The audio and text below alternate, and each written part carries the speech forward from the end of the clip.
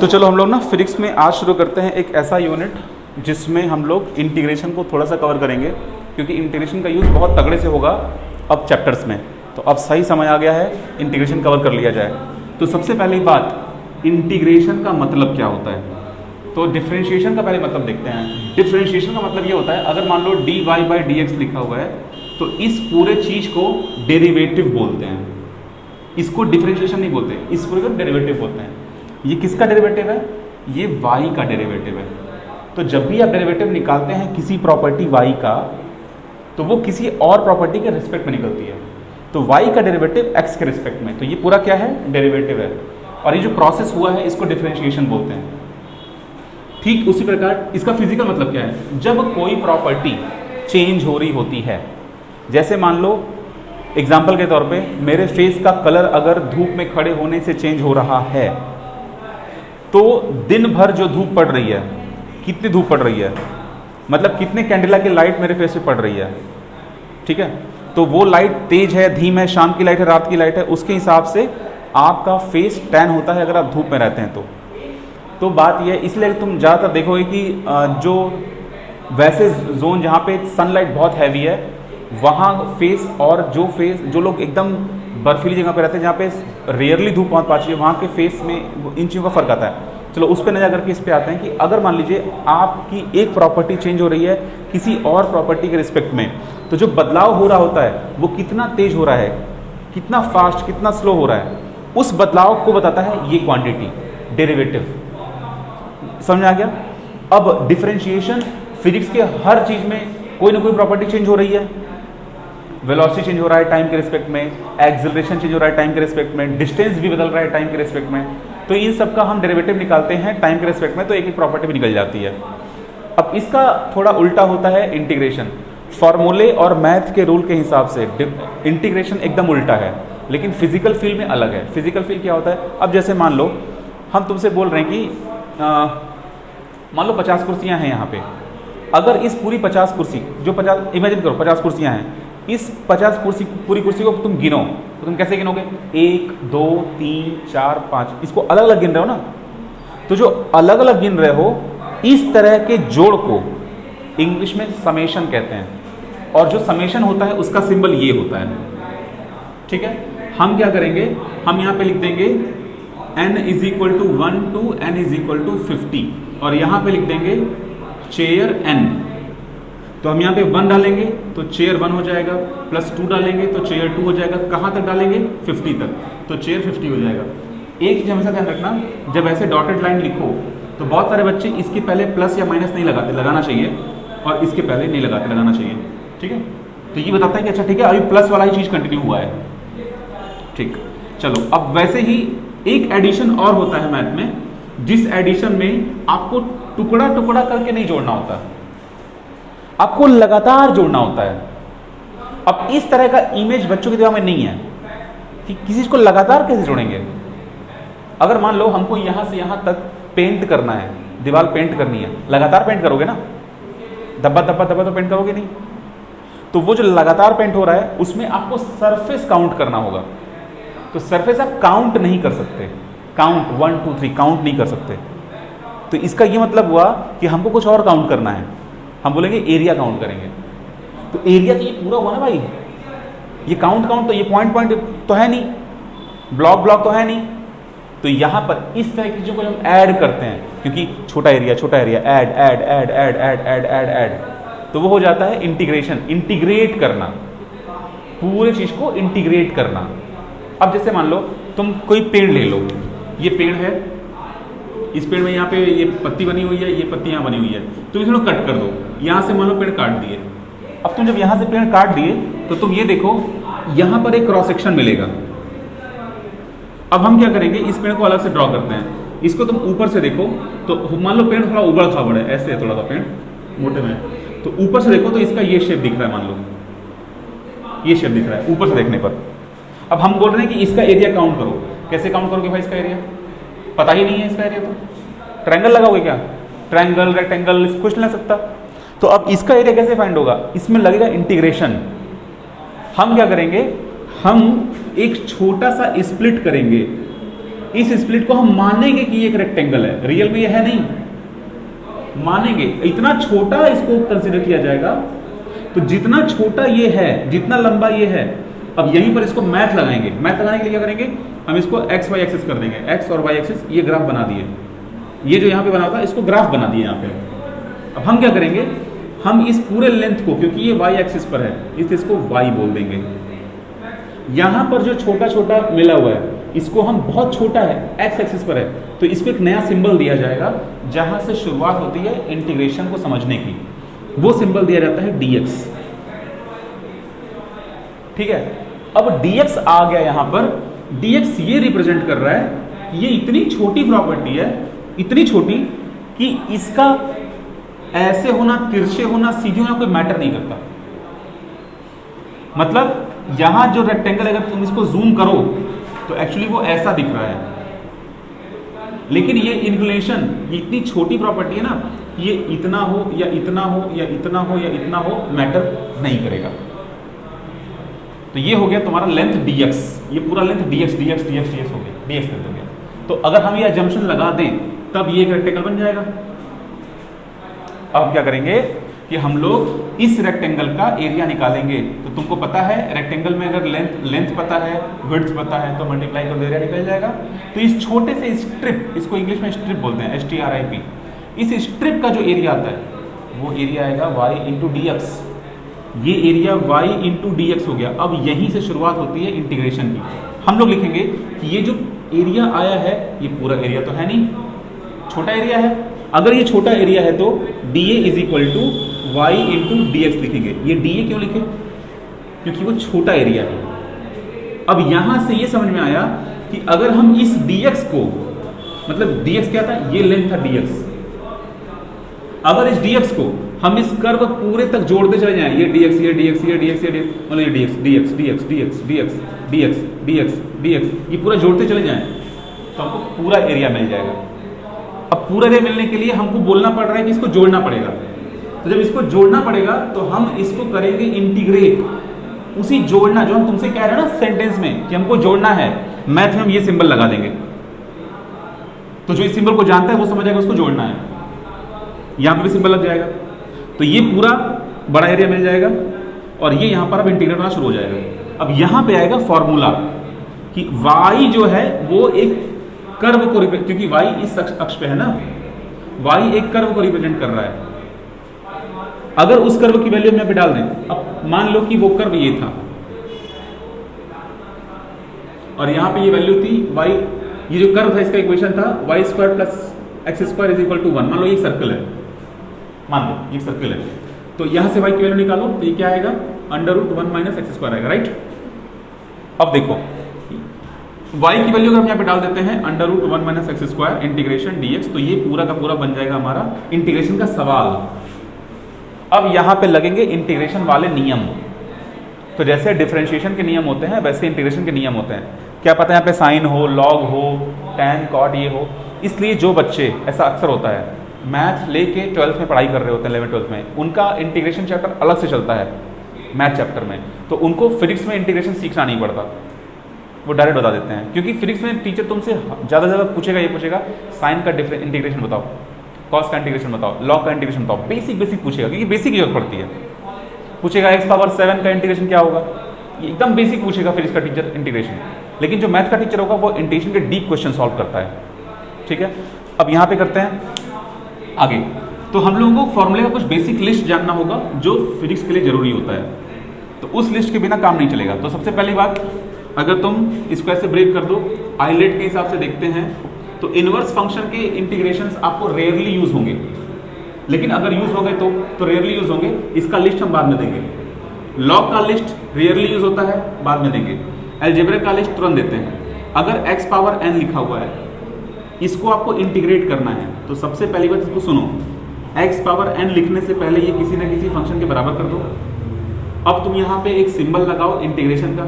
ध्यान दो, जब इंटीग्रेशन करोगे तो तुरंत बताना पड़ेगा कि x के लिए कर रहे हो या n के लिए कर रहे हो।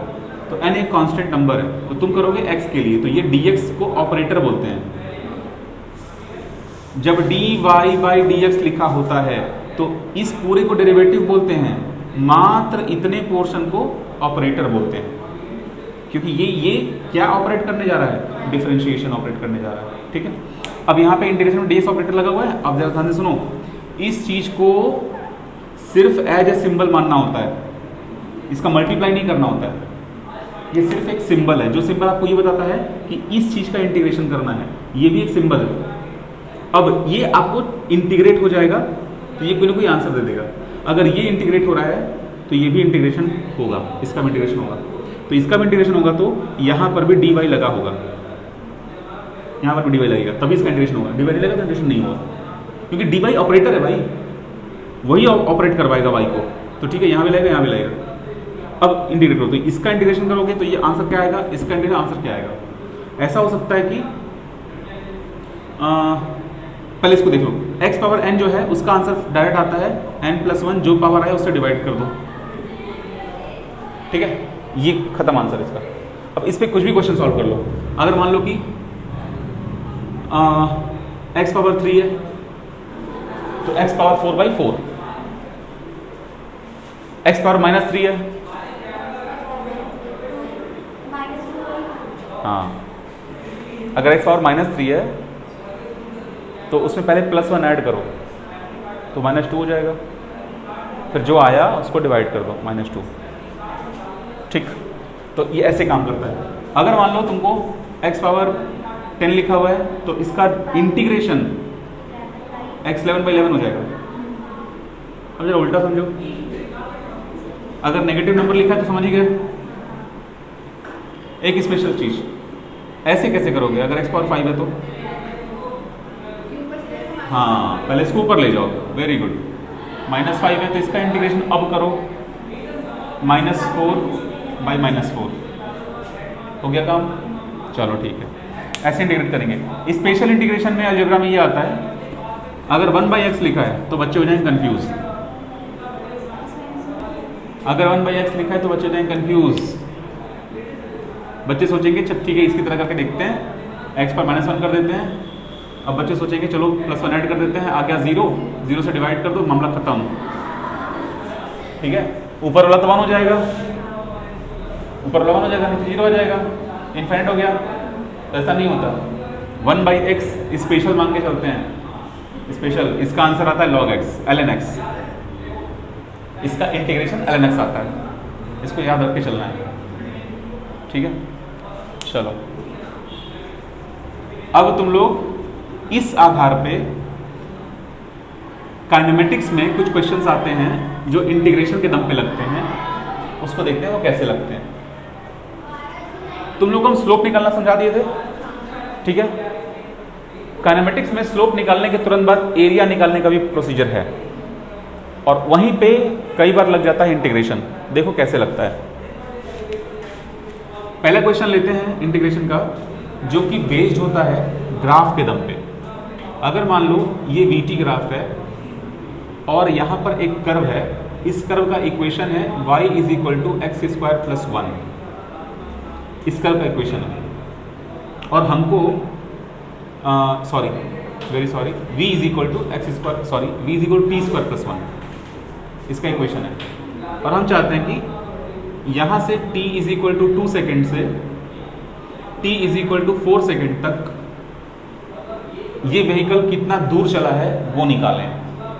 ग्राफ दिया है VT, पूछ रहा है डिस्टेंस ट्रेवल करना है, डिस्टेंस पता करना है, कैसे निकालेंगे तो उसका तरीका समझते हैं। ठीक है, देखो कॉन्सेप्ट ये होता है कि डिस्टेंस क्या होता है। अगर तुम एक्सेलरेशन पे आओ तो dv/dt को एक्सेलरेशन बोलते हैं। अगर तुम वेलोसिटी पे आओ तो ds/dt को वेलोसिटी बोलते हैं। जब तुम इस पूरे को देखते हो तो ये डिफरेंशिएशन का सीन दिख रहा है, लेकिन अगर तुम ऊपर का ऊपर और नीचे का नीचे देखो तो वो इंटीग्रेशन को रिप्रेजेंट कर रहा होता है। अगर ये अलग देखो और ये अलग देखो, इसी का हम लोग यूज़ करते हैं। अगर वेलोसिटी का इक्वेशन दिया हुआ है t² + 1, तो हम इस इक्वेशन में वेलोसिटी को रिप्लेस करेंगे ds/dt से, और ये हो गया t² + 1। अब क्या करेंगे, नेक्स्ट स्टेप में dt को उठा के इधर ले जाएंगे, तो ये बन जाएगा ds is equal to, bracket लगाना नहीं भूलना है, टी स्क्वायर प्लस 1, क्योंकि अब ये ds ऑपरेटर बन चुका है इंटीग्रेशन का, dt इंटीग्रेशन का ऑपरेटर बन चुका है, तो आपको अपने से ये लिखने के बाद यहाँ पर इंटीग्रेशन लगाना पड़ता है, ये चीज़ अपने से करनी होती है। अब उसके बाद ds जैसे कि बताए हैं, ये जो ds और dt है ये कोई कुछ और नहीं है, ये सिर्फ आपको बता रहा है कि इंटीग्रेट करना है आपको। dt को इंटीग्रेट करने के लिए यहाँ पे कुछ है, ds को इंटीग्रेट करने के लिए यहाँ पे कुछ नहीं है, कुछ नहीं मतलब जीरो नहीं है, 1 है, 1 है, राइट। जब 1 होता है तो आप 1 को x पावर 0 भी लिख सकते हैं, t पावर 0 भी लिख सकते हैं, s पावर 0, d पावर 0, जो मन करे उसकी पावर, v पावर 0 कुछ भी लिख सकते हैं। तो यहाँ पर ds है तो s पावर 0 लिखिए, s पावर 0, तो s पावर 0 को आप जब इंटीग्रेट करेंगे तो प्लस 1 ऐड कर दीजिए, जो आया उससे डिवाइड कर दीजिए। तो मतलब जब 1 का इंटीग्रेशन करते हैं तो वो जो ऑपरेटर होता है वो वही आ जाता है, मतलब अगर ds करेंगे तो s आ जाएगा, अगर मान लो dt के आगे कुछ नहीं लिखा होता तो वो t आ जाता, ठीक है, वेरी गुड। तो इसका आंसर आ जाएगा s और इसका आंसर हमको, अब देखो, अब ये तो यहाँ पे लगा हुआ है, तो टी स्क्वायर का क्या हो जाएगा, टी क्यूब बाई 3, और 1 का क्या हो जाएगा, टी, हो गया। लेकिन अब यहाँ पे कंडीशन है, कंडीशन क्या है बेटा, आपको जो डिस्टेंस निकालनी थी वो डिस्टेंस सिर्फ 2 सेकंड से 4 सेकंड के बीच ही निकालनी थी। अब इसमें कैसे होगा, तो गड़बड़ हो गया, कोई दिक्कत नहीं है, एस का इक्वेशन मिल गया, एक बार 2 डाल दो तो 2 मीटर का डिस्टेंस आ जाएगा, एक बार 4 डाल दो तो 4 मीटर का डिस्टेंस आ जाएगा, घटा दो आ गया डिस्टेंस। अब सुनो, हाँ, लेकिन इस तरीके से बचने के लिए इसी में एक और तरीका यूज होता है, वो होता है इंटीग्रेशन को लिमिट को समझना। फिजिक्स में आप ऐसे कर सकते हैं जैसा अभी हम बताए, लेकिन मैथ में एक अलग कॉन्सेप्ट चलता है। अगर इस चीज के ऊपर यहाँ पे कोई नंबर नहीं लिखा है, जैसा कि यहाँ पे था, उस तरह के इंटीग्रेशन को बोलते हैं इनडेफिनिट इंटीग्रेशन। लेकिन डेफिनिट इंटीग्रेशन हो जाता है अगर लिमिट डिफाइन कर दी जाती है, डिफाइन डेफिनिट, लिमिट हो गई डिफाइन, इंटीग्रेशन हो गया डेफिनिट। तो डेफिनिट इंटीग्रेशन हम लोग तब करेंगे जब क्वेश्चन में ऐसे लैंग्वेज लिखे होते हैं, क्वेश्चन में ऐसा लैंग्वेज लिखा हुआ है तो जो पहले लिखा होता है नंबर उसको लोअर लिमिट बोलते हैं, जो बाद में लिखा होता है उसको अपर लिमिट बोलते हैं। और ये इधर भी हो सकता है, ऐसा हो सकता है कि ग्राफ ऐसे हो जाए, इस साइड नेगेटिव साइड हो सकता है, लेकिन डिपेंड करेगा, टाइम नेगेटिव होता ही नहीं है तो उसको उधर क्यों ले जाएंगे। हाँ, वेलोसिटी वगैरह होता तो उधर चला जाता। अब हम लोग क्या करेंगे, यहाँ जहाँ पर पहली बार अपने से इंटीग्रेशन लगाए थे वहाँ पे lower limit lower, upper limit upper position पे लिखा जाता है, मतलब टी के लिए लिमिट लगा रहे हैं, डिस्टेंस के लिए लिमिट नहीं लगा रहे हैं, क्योंकि टी का ही लिमिट दिया हुआ था। बस हो गया काम, यहाँ पे 2 यहाँ पे 4। अब समझते हैं ये चीज़ सॉल्व कैसे होती है। जब पूरा आंसर आ जाएगा आपका तो आप एक ब्रैकेट बनाएंगे, उस ब्रैकेट के बाहर में 2 और 4 लिख देंगे। अब यहाँ पर एक चीज़ तुरंत समझ लो कि कुछ स्टैंडर्ड बुक्स होती हैं जिनमें ये दोनों ब्रैकेट नहीं बनाते लोग, जिनमें पूरा सिर्फ एक साइड एक लाइन ड्रॉ कर देते हैं लंबा सा और उसके ऊपर में लिख देते हैं। कुछ बुक्स में, कुछ बुक्स में ऐसे ब्रैकेट बनाते हैं, ऐसे वाले, तो उससे डरना नहीं है, समझ में आया ना, उनको लिमिट रखा हुआ है बस, सबके अलग अलग। तो अब देखो ये सिंबल हो गया, अब क्या करोगे नेक्स्ट स्टेप में, पहले 4 को रखो यहाँ पे as it is, 4 cube by 3 plus 4 एक ब्रैकेट में कर दो, फिर माइनस साइन लगाओ, 2 को एज इट इज रखो, एक ब्रैकेट में कर दो, 2 क्यूब बाई 3 प्लस 2, बस इतना ही काम हुआ इसमें। अब यहाँ के बाद ये मैथ सॉल्व हो जाएगा, ये मैथ हो गया उसके बाद, ठीक है। कहाँ पे बेटा, टी स्क्वायर प्लस 5, अगर यहाँ पे कोई कांस्टेंट हो तो वो तो कांस्टेंट है ना, वो तो पढ़ा है। कहाँ पे, यहाँ पे, हाँ तो 5t हो जाता है, वेरी गुड। अगर यहाँ पे 1 है तो 1t आया, 5 होगा तो 5t आ जाएगा, ठीक है, वेरी गुड। तो ये काम ऐसे करता है। तो आप लोग इसके आधार पे ये क्वेश्चन तो सॉल्व कर ही लेंगे। अब बेटा आपका डाउट क्या था? अच्छा कोई बात नहीं, अब हम लोग देखते हैं, देखो हम लोग यहाँ पे वीटी पर क्वेश्चन किए हैं, ऐसा क्वेश्चन आपको 80 पर भी बन सकता है। देखो अभी हम लोग जो निकाल रहे हैं ना, एक्चुअली ये जो आंसर आएगा ना टोटल, ये आंसर जानते हो क्या आएगा, कि इसके बीच का एरिया आएगा। क्यों? क्योंकि वीटी ग्राफ का एरिया क्या बताता है, डिस्प्लेसमेंट या डिस्टेंस, ठीक है। तो ये एक्चुअली तुम एरिया निकाल दिए, तो डिफरेंशिएशन से एरिया निकलता है, वॉल्यूम भी निकलता है, तो यहाँ पे तुम एरिया निकाल दिए। तो एक्चुअली इनडायरेक्टली हम लोग इसका एरिया निकाल दिए, इस ग्राफ का। क्यों एरिया निकाल दिए? क्योंकि ये चीज़ पता था, इसका इक्वेशन पता था। इसका इक्वेशन पता नहीं रहेगा ना यहाँ से यहाँ तक का, तो नहीं निकाल पाएंगे। समझ में आ रहा है? चलो आगे करते हैं। अब देखो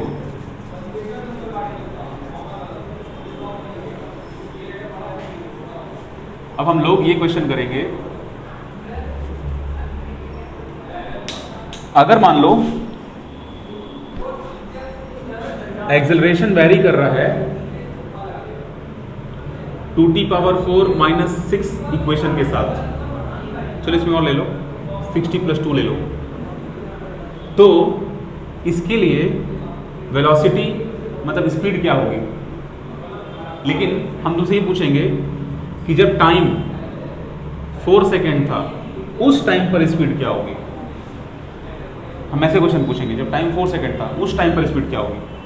तो आसान सा तरीका समझो, एरिया का जब उल्टा जाओगे तो इंटीग्रेशन करना पड़ेगा। मतलब समझो S है, V है, A है, S का डिफरेंशिएशन करोगे तो वेलोसिटी आएगी, वेलोसिटी का डिफरेंशिएशन करोगे तो एरिया आएगा।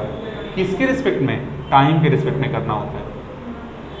अब सॉरी एरिया नहीं, एक्सेलरेशन आएगा। अब एक्सेलरेशन का इंटीग्रेशन करोगे तो वेलोसिटी आएगी, वेलोसिटी का इंटीग्रेशन करोगे तो डिस्टेंस आ जाएगा। ठीक है, ऐसे लेके चलो। इस कॉन्सेप्ट को अगर हम याद रखते हैं तो एक ट्रिक है, अल्फ़ाबेट ABCDEFGHI में जब आगे जाओगे तो इधर जाने पे पहले आ रहा है D, मतलब इधर डिफरेंशिएशन करो, और जब तुम उधर से इधर आओगे Z से तो इंटीग्रेशन, तो इधर इंटीग्रेशन करो। ठीक है, ये भी ट्रिक याद रहेगा। अब देखो तुम लोग इसका डिफरेंशिएशन इंटीग्रेशन डायरेक्ट कर दो बिना झंझट में पड़े, तेजी से करो। ये है A, लिख दो V, ये लिख दो, ये क्या हो जाएगा t⁵/5, तो 2⁵ t⁵ माइनस ये क्या हो जाएगा t²/2, तो बाई 2 से 6 कट जाएगा, 3t² हो गया, और ये जाएगा 2t, काम खत्म।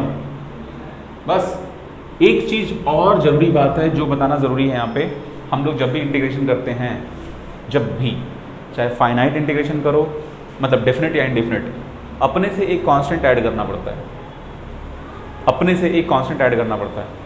लेकिन इस तरह के क्वेश्चंस में हम लोग कांस्टेंट ऐड नहीं करेंगे। ठीक, तो कांस्टेंट ऐड करेंगे तो फिर कांस्टेंट ऐड तब करने का मज़ा है जब डेटा एक्स्ट्रा दिया हो। मान लो मैं यहाँ कोई कांस्टेंट ऐड कर दिए और सवाल में सिर्फ इतना दिया हुआ है कि t = 4 सेकेंड पर अपना वेलोसिटी बताइए, तो यहाँ 4 रखेंगे, ये कोई नंबर आ जाएगा, 4 नंबर आ गया, तो ये सारा ऐड कर देंगे, नंबर आ जाएगा, लेकिन ये तो कांस्टेंट पड़ा ही रह जाएगा। तो इस कांस्टेंट का आंसर तभी निकल सकता है जब कुछ एक्स्ट्रा डेटा सवाल में दिया हो। मान लो अगर ये डेटा दिया हुआ है कि जब टाइम का मान 2 सेकेंड था उस समय वेलोसिटी 1 मीटर पर सेकेंड थी, तो हम कांस्टेंट लगा देंगे इंटीग्रेशन के नियम के हिसाब से। वेलोसिटी का इक्वेशन मिल गया, अब इस इक्वेशन में टाइम की वैल्यू 2 सेकेंड डालेंगे, वेलोसिटी की वैल्यू 1 डालेंगे, तो कांस्टेंट की वैल्यू आ जाएगी।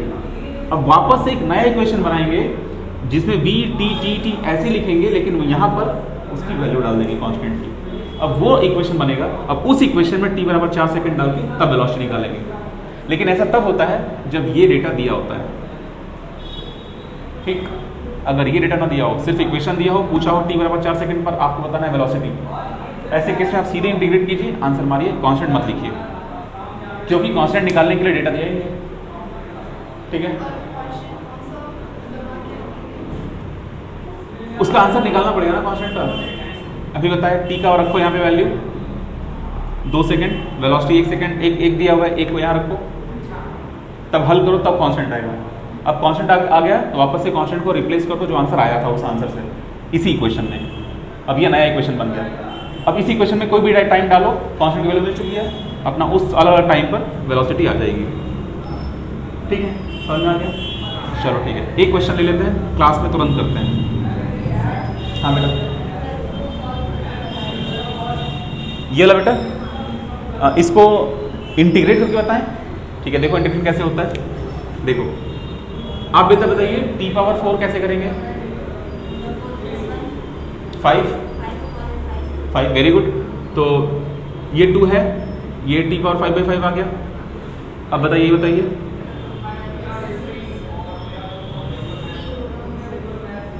t की पावर 1 है ना, तो 1 इंक्रीज कर दो, 2/2। तो जो बाई 2 होगा उसे 6 काट दो, 3 लिख दो, t²/2, 2 और 3 काट देना, प्लस यहाँ पे तो सिर्फ 2 है, तो कांस्टेंट के साथ वो t ऑटोमेटिक आ जाएगा, 2t हो जाएगा। हो गया, वैल्यू रखने आ जाएगा बेटा, उस पर सॉल्व कर देंगे। चलो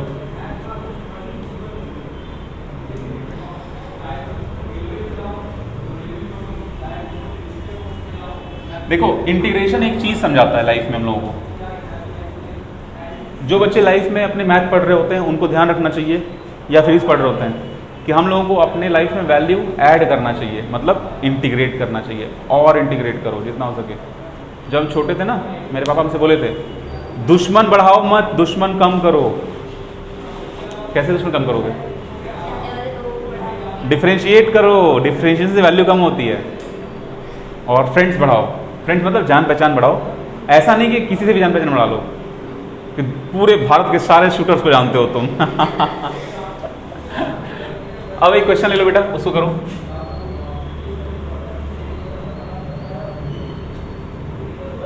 find the velocity at 2 second if velocity is 1 metre per second at t is equal to 0, a is equal to motion is defined by acceleration t+2, a is equal to t+2। इस question को आप लोगों को try करना है। चलो ठीक है, कौन सा कितनी आ रही है? अच्छा 7 डाले। चलो इसी बात पे देखते हैं 7 सही आंसर है कि नहीं है। तुम लोग का 7 आ रहा है ना? किसी का 2, किसी का 36, किसी का 8, फिर कितना था? 6, अब 7 आ रहा है। ठीक है, चलो देखते हैं। देखो इसको कुछ नहीं करना है, पहले तो इंटीग्रेट कर लेते हैं। इंटीग्रेट करेंगे तो v आ जाएगा, और यहाँ पे t²/2 आ जाएगा, प्लस 2t प्लस कांस्टेंट आ जाएगा। अच्छा सुनो, अगर मान लो कभी दुनिया में कोई इक्वेशन सॉल्व कर रहे हो जिसमें c पहले से हो, तो कांस्टेंट को k कर देना, सिंबल चेंज कर देना। मान लो उसमें c भी हो, k भी हो, तो x कर देना। मान लो उसमें x भी हो तो कुछ और कर देना। मतलब डिस्टर्ब नहीं होना चाहिए आपका इक्वेशन, पता चलना चाहिए, या फिर c डैश कर दो, कुछ भी कर दो। तो अब देखो कांस्टेंट की वैल्यू निकालनी पड़ेगी। कांस्टेंट की वैल्यू निकालने के लिए t 0 है, तो ये टर्म 0 हो गए, v की वैल्यू 1 आ गई, तो कांस्टेंट 1 आ गया। समझ आया सबको? तो c की वैल्यू 1 आ गई, अब यहाँ 1 कर दो, ठीक है, तो ये 1 आ गया। अब v का नया इक्वेशन बन गया, t² प्लस 2t प्लस 1। अब इस इक्वेशन में क्या करो, तुम 2 सेकेंड डाल दो, तो v की वैल्यू आ जाएगी। क्यों 2 सेकेंड डालना है यहाँ पे? तो ये हो जाएगा कितना, 4/2 क्योंकि स्क्वायर हो गया, 2 × प्लस 4 प्लस 1, ये आ गया, तो 7 आ गया। 7 आ गया, है ना? मजा आ गया, वेरी गुड। चलो हम लोग पहले ये क्वेश्चन नोट कर लेते हैं। इस क्वेश्चन को लगाओ। हाँ, वो इरडो वाला क्वेश्चन देखो। इरडो में ऐसा क्वेश्चन एक है, मस्त क्वेश्चन है इरडो का। वो क्वेश्चन बहुत अच्छा लगा था हमको। वो जो छोटा था उसको लगवाए थे, वो मतलब काफ़ी देर तक कंफ्यूज था कि अरे साला है, ऐसे क्वेश्चन हैं उसमें। एक इसको और मॉडिफाई कर दे रहे हैं इस क्वेश्चन को, मज़ा आ जाएगा। मतलब जब हम फिर इसकी बुक लिखेंगे ना, तो ऐसे क्वेश्चन डालेंगे उसमें। ये बुक है, सॉरी ये ट्रक है, ये ट्रक इधर जा रही है। अब इसके ऊपर एक छाता है, ये छाता किसी एंगल पर है, मान लो 30 डिग्री पर है। इस छाते में इलेक्ट्रिक मोटर लगा हुआ है, उस इलेक्ट्रिक मोटर से ये छाता रोटेट कर रहा है। तो यहाँ पर एक पार्टिकल है, वो पार्टिकल जो छाते पर बैठा हुआ है, वहाँ पर ऐसे बैठा हुआ है। अब ये जो छाते का रेडियस दिया हुआ है और इस छाते के ये जो इसका रोटेशनल मोशन है उसका डेटा दिया हुआ है। साथ में इस छाते में एक और मोटर लगा हुआ है जो इस छाते को ऊपर और नीचे कर रहा है, उसकी स्पीड भी दी हुई है। तुमको इस पार्टिकल का रिजल्टेंट स्पीड निकालना है। अब देखो यहाँ पर क्या कॉन्सेप्ट है, यहाँ पर तो ना डिस्प्लेसमेंट समझ में आ रहा है, ना डिस्टेंस समझ में आ रहा है, ना इंटीग्रेशन समझ में आ रहा है। इसमें सिर्फ और सिर्फ रियल लाइफ का सोच है। इसमें रियल लाइफ का सोच कैसे देखो बता रहे हैं। तुमको बस ये चेक करना है कि इस छाते पर कितनी वेलोसिटीज एक्ट कर रही हैं। तो सबसे पहले ये टेस्ट करो, ये हम समझेंगे तो ये बहुत इजी हो जाएगा। ठीक है, देखो ये जो पार्टिकल है, ये पार्टिकल इधर जा रहा है, तो एक वेलोसिटी वो हो गई v1, वो छाते के एंगुलर वेलोसिटी में रेडियस से निकल जाएगा v1। अब छाता ऊपर और नीचे जा रहा है, तो इस पार्टिकल के पास एक और वेलोसिटी है v2। अगर इनको चेक करो तो ये दोनों आपस में परपेंडिकुलर है, तो इनका रिजल्टेंट निकाल लो, √v1² + v2² आ गया। अब ये जो है ये आगे भी जा रहा है, तो जब v1 और v2 का इंटीग्रेशन से तुम अपना वो निकालोगे, v1 v2 के इंटीग्रेशन से जब तुम ऐड से जब तुम कुछ निकालोगे, v3 मान लो आया, तो अब इस v3 का इस ये जो वेलोसिटी इधर जा रही है वो भी तो ना पार्टिकल के पास, पार्टिकल इधर तो जा रहा है, पार्टिकल ऊपर भी जा रहा है, पार्टिकल रोटेट भी कर रहा है। तो अब इस वेलोसिटी और ये जो इधर जा रहा है वेलोसिटी, उसका भी सम निकालो। अब ये हो जाएगा कॉम्प्लिकेटेड। क्यों? इसलिए क्योंकि जो v3 है ना, v3 वेलोसिटी वेक्टर हर बार चेंज होता रहेगा। अगर पार्टिकल यहाँ है तो इधर, यहाँ है तो इधर, मतलब छाता घूम रहा है ना जैसे, तो ये क्वेश्चन कॉम्प्लिकेटेड हो जाएगा। मतलब ये तो है कि पिक्चर क्लियर हो जाएगा, लेकिन स्टेप में आगे कैसे बढ़ना है वही सीखना बाकी रह जाता है। फिर स्टेप में आगे कैसे बढ़ना है, तो बढ़िया बढ़िया क्वेश्चंस हैं। अरे ये HC वर्मा का क्वेश्चन जब सारे लग जाएंगे तो तुम्हारे पास बेसिक लेवल से वो लेवल गेन हो जाएगा कि फिजिक्स होती क्या है, फिजिक्स में कैसे कैसे क्वेश्चंस करने होते हैं, लॉज ऑफ मोशन क्या है, कैसे काम करता है, वर्क और एनर्जी में कैसे कैसे क्वेश्चंस होते हैं। जैसे काइनेमेटिक्स तुम लोग पूरा खत्म कर दिए, अब तुम लोग को पूरा आइडिया है कि अच्छा ठीक है ऐसे ऐसे क्वेश्चन बनते हैं। बॉल को यहाँ से फेंको, बॉल को यहाँ से फेंको, बॉल को कहीं से फेंको, अब बॉल फेंको आंसर लगा देंगे हम।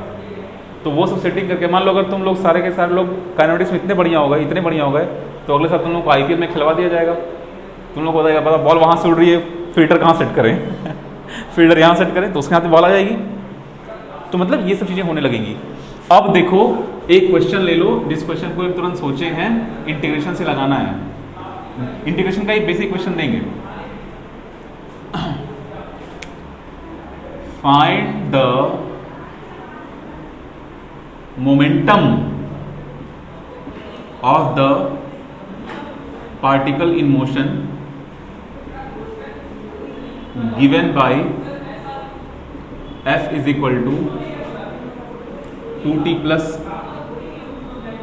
1 given by 2t + 1 if momentum of particle is, ये मोमेंटम लिखा हुआ है, if momentum of particle is 2 unit at time = 0 second,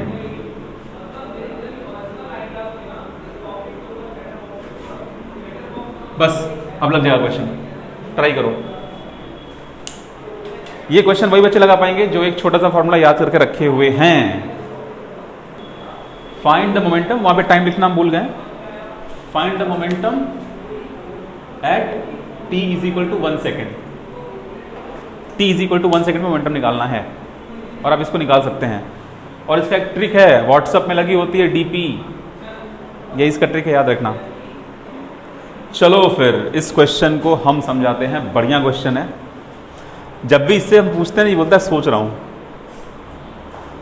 जब ये बोलता है ना सोच रहा हूँ, हमको वो गाना याद आता है, सोचता हूँ वो कितने मासूम थे हम सोचते हैं कि जैसे जब मेरे टीचर वीचर हमको देखते होंगे ऐसे पढ़ाते हुए, वो भी यही गाना सोचते होंगे, सोचता हूँ ये कितना मासूम था, क्या हो गया देखते देखते चलो आओ इस क्वेश्चन को करते हैं। Find the momentum at t = 1 second. Momentum निकालना है, मतलब फोर्स का इक्वेशन मोमेंटम के टर्म में याद होना चाहिए, वो होता है dp/dt। जब हम लोग मोमेंटम को डिफरेंशिएट करते तभी फोर्स आता है। तो अब इस इक्वेशन को लिख दो 2t+1 के बराबर। अब ध्यान दो, इसको उधर कर दो, तो उधर करके इंटीग्रेट कर दो डायरेक्ट, मतलब पूरा अगर प्रोसेस देखोगे तो सॉल्यूशन यहाँ से शुरू होगा। अब उसमें dp लिखो, उसके बाद 2t+1 लिखो, ब्रैकेट लगाओ, dt डालो, इंटीग्रेशन लगा दो। अब जब इंटीग्रेट करोगे तो ये क्या आ जाएगा, p आ जाएगा, ये हो जाएगा 2t²/2, तो 2 कट जाएगा, t² हो जाएगा, ये हो जाएगा t प्लस कॉन्स्टेंट लगा दो। अगर ये कांस्टेंट तभी निकल पाएगा जब लास्ट में डेटा ऐसा दिया हो कि मोमेंटम की एक वैल्यू दे के रखी हो और टाइम दे के रखा हो। उसमें दिया हुआ है कि टाइम जब t 0 हो जाएगा तो ये 0, मोमेंटम की वैल्यू कितनी दी हुई है 2 यूनिट, तो ये हो गया 2, तो कांस्टेंट की वैल्यू कितनी आ गई 2। अब कांस्टेंट की वैल्यू वापस यहाँ डाल दो, तो p की फाइनल वैल्यू क्या आ गई t² प्लस कांस्टेंट की वैल्यू 2। अब क्या करो तुम, पूछा है find the momentum at t = 1, 1 put करो, p = क्या आ गया 4 यूनिट। अगर किसी बच्चे को जानना है कि मोमेंटम का यूनिट क्या होता है तो न्यूटन सेकेंड, ठीक है बेटा। चलिए ये क्वेश्चन अब समझ में आ गया पूरा, आपको कोई डाउट है? आ गया आंसर, वेरी गुड, 4 आ गया सबका, आपका 4 आ गया बेटा, एक बार ट्राई कर लीजिए।